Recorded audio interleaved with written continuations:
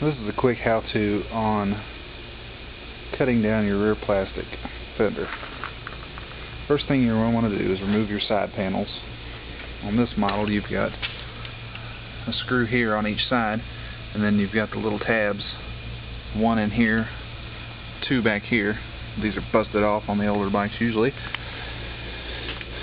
And then the next piece you'll want to remove is this tail section here, just to get it out of your way for the underneath bolts. You don't have to remove it. I'll show you how you can get around it if you want. Once you remove this side panel, there's going to be one screw here that holds this plastic. You're going to have to remove these two bolts here, and then there'll be a screw on the other side over here also. And then this entire piece here will slide straight back.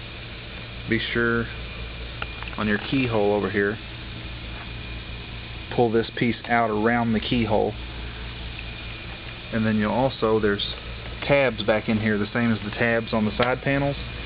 It'll pop out of those and you'll have to pop it back in when you put it back together. I didn't know that till I had it apart. But the actual removal of the plastic fender involves these two bolts here, one on this side and then one back in here on this side. That will drop the rear end of it. In order to get the rest of it loose, you're going to have to go in from underneath. There's a bolt here on each side. That's why I took the rear panel off.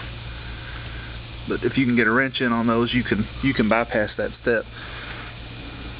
That'll allow this to come out and drop out. And also, if you want this fender piece out here, you'll also be able to take it out. And then what I did, once I had that out, I looked it over. You'll probably want to do this first. Kind of late to tell you now, huh? But I took tape and taped off the line I was going to cut. But I also had the turn signals taken off of it and the license plate out of the way. It makes it easier. But you run your masking tape along the top line, it'll give you something to shoot for. And then you can take it back off and put it on the bench, and I use the cutting wheel for it. But I just cut above the old signal holes, sloped it down to this rear piece here, and moved the license plate up to the reflector.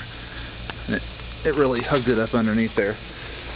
One other step you'll want to do, this bracket that actually holds the license plate, you'll want to take it, flip it upside down, and then remount the plate. It gives you a better angle with it. With it on the normal way, the license plate leans really far forward and it doesn't quite look right.